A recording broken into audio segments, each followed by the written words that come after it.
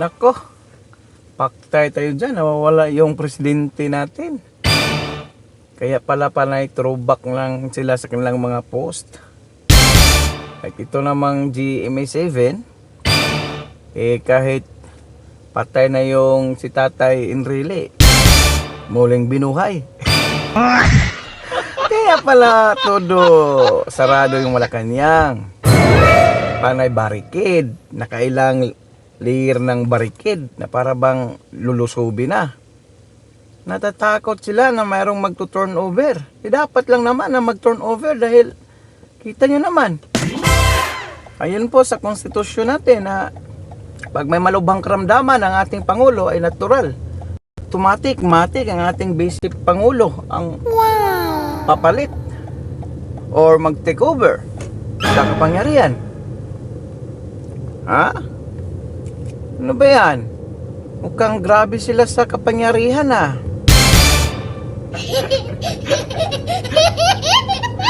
Oh? Anyari? Sa mga supporters kasi nila sa kakadutae, ayan. Yung Pangulo nyo hindi na makatae. Nawawala pa. Parang throwback na lang yung pinagpo-post. Lang iyan naman talaga. Takot ba na mapalitan? Takot ba na mayroon ng maraming makukulong pag si Inday Sara ang makaupo? Show me. Show the evidence to the people na buhay pa kayo. You're alive. Mag-live kayo, live stream. Ayan. Live stream yung Pangulo kung talagang andyan pa ba? Masigla pa ba?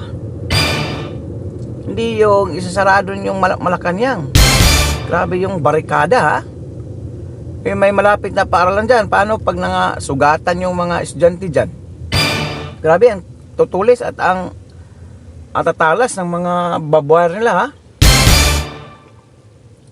Maniwala lang tayo na andyan pa yung Pangulo kung mag-live siya. Panay throwback lang pati na itong lokong GMA na to tingnan nyo naman. Binuhay si Tatang Enrile.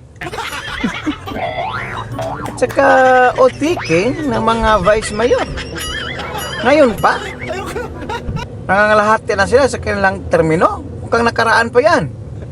Throwback na naman.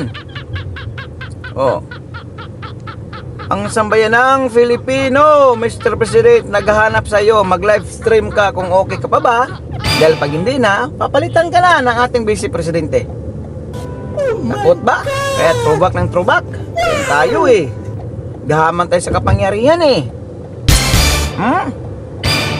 Napakagahaman tayo sa kapangyarihan. Hindi naman tayo karapat dapat.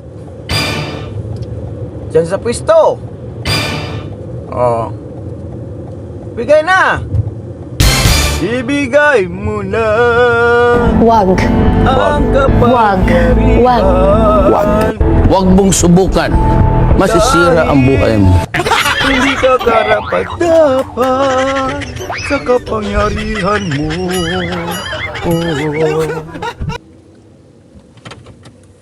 I-komento po ano yung mga opinion o reaction sa comment section natin video. Please follow, like,